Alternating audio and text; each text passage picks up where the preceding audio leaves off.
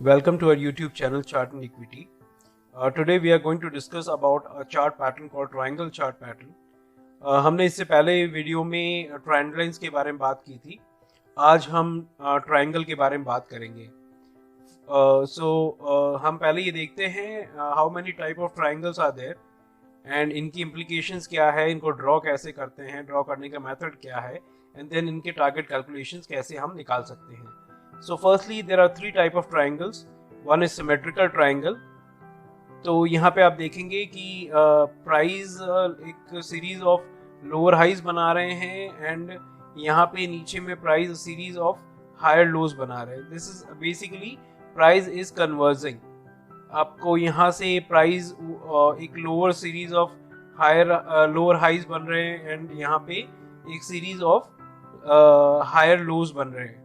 So this is one aspect which is called a symmetrical triangle. Then we have a descending triangle. Descending triangle basically is stock is in a downtrend where it is making higher lower highs and the base is basically it's the base formation is happening at one particular level. तो आप यहाँ पे देखेंगे कि basically जो price हैं वो एक ही लेवल पे लोज बन रहे हैं. So this is basically a descending triangle.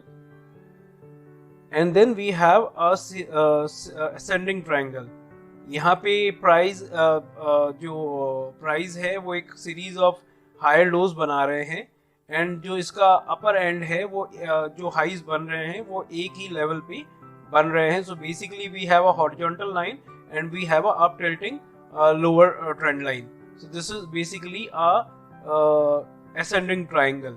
Basically ascending triangle के जो इम्प्लीकेशंस होते हैं ये they are on this is a continuation pattern and basically it means a continuation of trend basically on the up trend side. Ascending triangle have a bullish implication. Then we have the descending triangle. Basically it happens in a downtrend and it means it is basically a continuation pattern. Exceptions are there where it also breaks out on the upper side like in this example, but descending triangle are basically a bearish continuation pattern.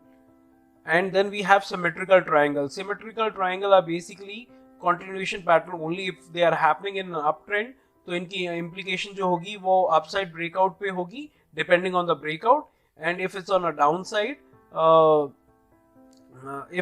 If a stock is in a down trend and अगर आपका symmetrical triangle downward movement में breakout देता है तो it is a continuation pattern. It can also be a reversal pattern too. If a stock is in a downtrend and if a symmetrical triangle breaks out on the upside, then it can be a trend reversal too, which can be later confirmed with certain other factors. तो हम पहले बात करते हैं how to draw a symmetrical triangle or a triangle. Basically हमें इसके लिए चार पॉइंट चाहिए होते हैं. दो रेलीज हमें चाहिए होती हैं. Then we need two corrections. तो यहाँ पे हमें देखिए यहाँ पे एक करेक्शन आया जो इस ट्रेंड लाइन पे आके खत्म हुआ. देन एक रैली आई. देन अगेन एक करेक्शन आया यहाँ पे. तो हम यहाँ पे हमने एक ट्रेंड लाइन यहाँ बना दी इस पॉइंट को लेके और इस पॉइंट को लेके. And on the upper side यहाँ पे एक रैली थी. उसके बाद एक करेक्शन आया. उसके बाद एक रैली आई. फिर एक करेक्शन आया. तो हमने इन दो पॉइंट्स को जोड़ के एक ट्रेंड लाइन बना दी. तो मैं आपको रीड्रॉ करके दिखा देता हूँ. So basically this is a point जहाँ से हम एक ट्रेंड लाइन ले सकते हैं और इस पॉइंट से इस पॉइंट को हम कनेक्ट कर सकते हैं. So basically हमारे 2 पॉइंट्स कनेक्ट हो गए और यहाँ पे थर्ड टाइम भी स्टॉक ने यहीं आके एक रेजिस्टेंस लिया और यहाँ से नीचे आ गया.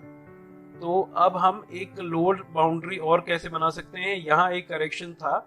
इसके बाद एक हाई यहाँ गया और एक हाई यहाँ बनने के बाद हमें एक यहाँ पे ये मिला. तो हमने इस पॉइंट और इस पॉइंट को कनेक्ट कर दिया. तो यहाँ पे हमें एक लोअर ट्रेंड लाइन मिल गई, एक अपर ट्रेंड लाइन मिल गई एंड हमें एक ट्रायंगल पैटर्न भी मिल गया. And this is DLF by the way. तो हमें यहाँ पे एक ट्रायंगल ब्रेकआउट मिला ऑन गुडिश वॉल्यूम्स। यहाँ पे आप वॉल्यूम भी देख सकते हैं।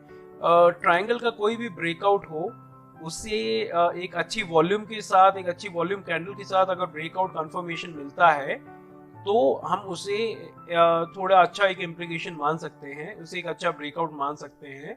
एक ट्रेंड एक और ज़रूरी फैक्टर ये है कि जब कोई भी ट्रायंगल ब्रेकआउट दे तो it should close about the trend line, it should close above the trend line. If it is not closing above the trend line, then it can be also result in a fake out and we should not take a trade. तो इस case में जैसे हम देख सकते हैं कि यहाँ पे ट्रेंड लाइन के नीचे ही क्लोजिंग दी, लेकिन यहाँ पे इसने ट्रेंड लाइन के ऊपर क्लोजिंग दी, so we can again buy it on the closing above this trend line. Stop loss can be somewhere below this trend line. So अब इसमें हम ये देखते हैं कि हम जो ट्रायंगल के टारगेट्स हैं वो कैसे निकाल सकते हैं। So इसका बहुत ही सिंपल फॉर्मूला है।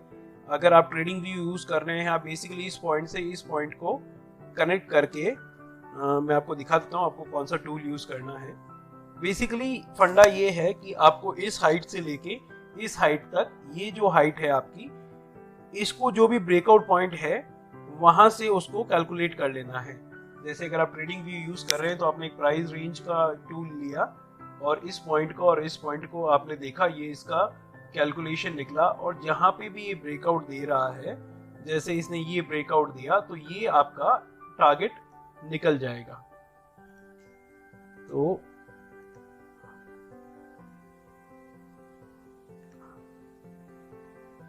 we can have this as our potential target for this triangle. Triangle में एक important एस्पेक्ट ये भी है कि इसका जो हाईएस्ट पॉइंट होगा it will always act as a resistance. तो जब भी ये हाईएस्ट पॉइंट क्रॉस होता है, एक्चुअल में कंफर्मेशन ट्राइंगल ब्रेकआउट की इसी से होती है, but sometime this point is too high, so we can also take a confirmation on the breakout above this trend line. तो बेसिकली ये ट्रायंगल के टारगेट्स निकालने का तरीका है। हम कुछ और एग्जांपल्स ले लेते हैं। जैसे ये ट्रायंगल हमने थर्मेक्स में मिला था, जिसकी हमने अभी रिसेंट में अपने ग्रुप में कॉल भी दी थी। तो ये बेसिकली आपको यहाँ पे एक हाई मिला, उसके बाद एक करेक्शन आया, देन अगेन ये यहाँ पे आने के बाद एक करेक्शन आया। जब ये करेक्शन यहाँ पे आ जाता है तो we can connect these 2 points. So basically this is how we can draw a trend line. और and similarly एक lower trend line को draw करने के लिए basically हमें एक यहाँ पे करेक्शन आया, then यहाँ पे एक रैली किया, then यहाँ एक करेक्शन आया, then again एक रैली किया। तो इस केस में हम इन 2 पॉइंट्स को मिला के एक ट्रायंगल, एक ट्रेंड लाइन बना सकते हैं। So basically हमें एक सिमेट्रिकल ट्रायंगल मिल गया। एंड उसके बाद यहाँ देखिए, जब ये ब्रेकआउट किया यहाँ से 1467 के आसपास से, तो देखिए वॉल्यूम कितनी अच्छी थी यहाँ पे। सो this is considered a very good triangular breakout. उसके बाद हमने कैलकुलेशन निकाला इस पॉइंट से इस पॉइंट का, जिसे हमने यहाँ पे लाके रख दिया और हमें एक टारगेट मिल गया।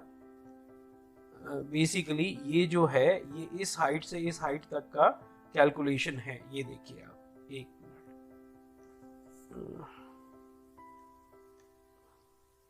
हम इसे डिलीट मार देते हैं और हम इसे रीड्रॉ करते हैं। From this height to this height we can have a potential target calculation. So ये हम यहाँ पे इस ब्रेकआउट के ऊपर लाके छोड़ सकते हैं। तो we can have our potential target which in this case is 1758.